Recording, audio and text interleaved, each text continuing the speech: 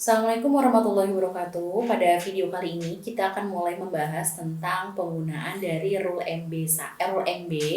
Nanti ada beberapa video yang akan terkait juga dengan video ini. Jadi kalau teman-teman mungkin sudah pernah, teman-teman yang sedang belajar ICD ataupun teman-teman coder yang sudah bekerja di fasilitas pelayanan kesehatan, kembali lagi mereview tentang rule MB atau rule morbiditas.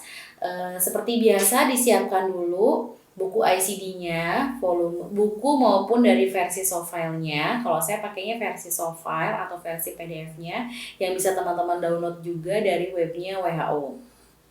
Nah, di sini juga saya bawa buku pendamping atau buku tambahan, yaitu learning module nomor 6 Health Classification System ICD 10 yang memang disediakan oleh IFHIMA tahun 2018 untuk bagi teman-teman yang sedang belajar menggunakan ICD 10. Nah, kita langsung saja penggunaan dari rule MB itu seperti apa. Jadi di sini sebetulnya saya buka dulu dari buku dari learning modulnya dulu. Di sini dijelaskan bahwa penggunaan untuk rule pada MB1 sampai dengan MB5 dalam ICD 10 volume 2. Jadi ada di halaman 31 ya, saya tadi terlupakan. Ada di halaman 31 learning modulnya nomor 6 Health Classification System of ICD 10 dari IFHIMA, tadi saya sebutkan tahun 2018. Disebutkan bahwa ini kita bisa menggunakan rule MB1 sampai dengan MB5 yang terdapat juga di dalam ICD 10 volume 2 atau instruction manual yang akan membantu teman-teman coder untuk menggunakan, karena bisa jadi ini ada tambahannya bahwa beberapa kejadian atau beberapa kondisi disebutkan itu bahwa beberapa praktisi kesehatan itu tidak mengikuti prosedur dengan benar ya. Jadi dalam penentuan kondisi utama maupun kondisi lainnya. Nah, jadi di sini juga disebutkan bahwa akan ada panduan yang disiapkan oleh ICD bagi teman-teman coder yang memang tidak menemukan atau di sini maybe unclear as to which code should be assigned gitu. Nah, kemudian rule ini juga bisa digunakan jika memang tidak ada informasi lain yang menunjang dalam penentuan kode akhirnya. Sebetulnya penjelasannya tidak jauh berbeda dengan buku dalam volume 2 versi 2016. Di sini saya menggunakan masih yang versi PDF-nya. Kalau dalam volume 2 disebutkan penggunaan dari rule MB ini ada di halaman 156. Di sini disebutkan bahwa seharusnya memang bertanggung jawab terhadap main condition atau kondisi utama itu adalah di healthcare practitioner atau praktisi asuhan kesehatan gitu ya. Nah, namun pada kondisi tertentu di sini disebutkan bahwa seringkali tidak ada informasi lain atau tidak ada informasi yang tepat yang tidak diikuti oleh teman-teman praktisi asuhan kesehatan dalam menentukan main condition-nya. Nah, ketika itu dan tidak ada kemungkinan untuk mengklarifikasi, di sini disebutkan if not it's not possible to obtain clarification from the healthcare practitioner, one of the following rules may be applied and the main condition is selected. Jadi di sini disebutkan jika memang tidak bisa diklarifikasi kondisi tersebut, maka kita menggunakan ada namanya rule for selection of main condition. Nanti video ini tadi saya sebutkan akan terdiri dari beberapa video. Video kali ini saya hanya membahasnya di rule MB1. Rule MB1 itu apa sih gitu ya? Rule MB1 ini disebutkan definisinya bahwa kondisi minor itu disebutkan sebagai kondisi utama, sedangkan kondisi yang signifikan lainnya sebagai kondisi yang lainnya atau other condition-nya. Itu diingat dulu.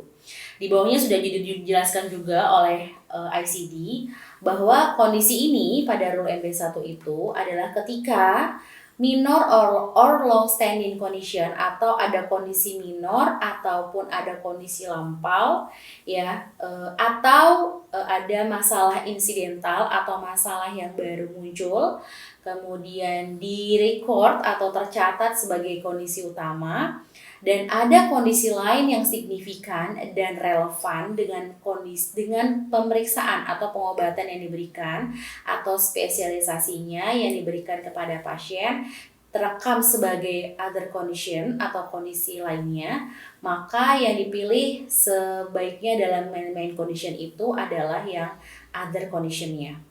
Kemudian gimana sih cara penerapannya gitu. Nah, di sini saya langsung contohnya ada rule MB1 sudah disediakan oleh ICD, ada contohnya penggunaan atau penerapan dari rule MB1 itu ada di halaman berikutnya di halaman 157.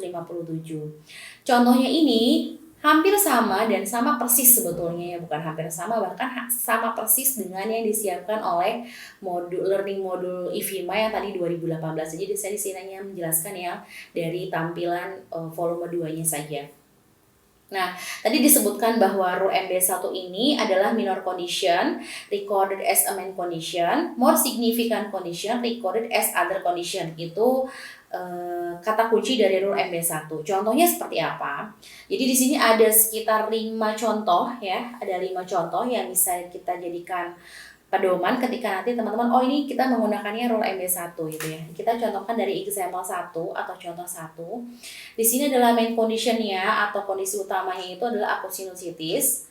Kemudian ada kondisi lain, other conditionnya itu adalah carcinoma of endocervix. Kemudian ada hypertension juga. Kemudian ada keterangan berikutnya, pasien ini sudah dirawat di rumah sakit selama 3 minggu. Kemudian tindakan yang diperolehnya adalah total histerektomi dan spesialisasinya adalah ginekologi. Nah, maka kita akan memilih atau reselectnya itu adalah carcinoma of endocervix sebagai main condition dan dikode di C53.0 gitu sesuai dengan yang aturan rule MB1. Kemudian dicontohkan lagi di contoh nomor 2. Ini adalah main conditionnya itu adalah rheumatoid arthritis. Kemudian other conditionnya itu adalah ada diabetes mellitus, kemudian strangulated femoral hernia, kemudian generalized arteriosclerosis, pasien in hospital for 2 weeks. Jadi pasien ini sudah ada di rumah sakit selama 2 minggu. Kemudian prosedur atau tindakan yang telah dilakukan adalah herniorrhapy, spesialisasinya adalah surgery atau bedah. Gitu. Maka yang dipilih sebagai main conditionnya itu adalah strangulated femoral hernia as the main condition, atau jika dikodekan itu di K41.3 itu ya. Di sini sudah mulai terlihat dari contoh-contoh ini sebetulnya teman-teman yang sedang belajar maupun teman-teman coder sudah bisa menarik kesimpulan untuk penggunaan dari rule MB1. Kemudian dicontohkan lagi di contoh nomor 3, ada main conditionnya itu adalah epilepsi, kemudian other conditionnya itu adalah otomycosis, spesialisasinya ear, nose, and throat. Ini kalau dalam bahasa Indonesia tuh spesialisasinya berarti THT ya, telinga, hidung, tenggorok. Kemudian maka yang akan dipilih atau direselect sebagai main condition itu adalah otomycosis di sini ya. Kemudian dikode pada B36.9 dan H62.2 asteris. Nah, kemudian contoh selanjutnya ada di example 4 atau contoh 4. Di sini main conditionnya itu adalah congestive heart failure. Kemudian other conditionnya itu adalah fracture of neck of femur due to fall from bed during hospitalization. Berarti ini adalah fraktur pada leher of femur, kemudian akibat jatuh ya dari tempat tidur selama proses atau selama dirawat. Kemudian pasien juga sudah dirawat di rumah sakit selama 4 minggu. Kemudian di sini di halaman selanjutnya prosedur atau tindakan yang dilakukan adalah internal fixation of fracture. Kemudian spesialisasinya internal medicine for 1 week. Ini berarti di pemeriksaan penyakit dalam ya untuk 1 minggu. Kemudian ditransfer atau dirujuk internal ke pembedahan bedah ortopedi untuk treatment of fracture-nya. Jadi di sini ada 2 kondisi ya. Ada 2 spesialisasi si pasien ini melewatinya.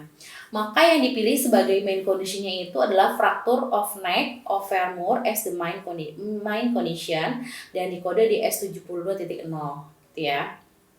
Nah, begitupun dengan example 5 atau contoh 5, di sini disebutkan main condition-nya itu adalah dental caries, other condition-nya adalah rheumatic mitral stenosis, kemudian prosedur yang dilaluinya adalah dental extraction, spesialisasinya dentistry atau gigi ya. Kemudian maka yang dipilih sebagai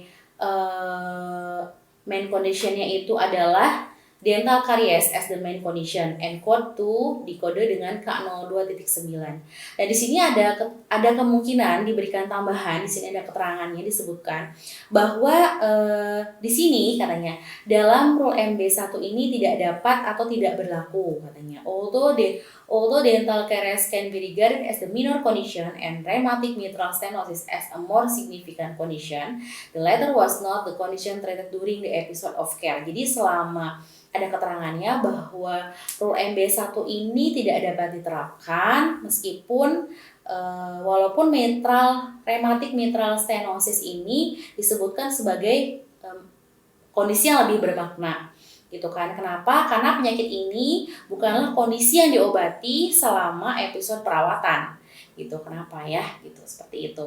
Nah, demikian contohnya dan beberapa definisi tentang penggunaan dari rule MB1. Nanti kita ketemu lagi di video selanjutnya untuk lanjutan dari penggunaan rule MB. Terima kasih. Assalamualaikum warahmatullahi wabarakatuh.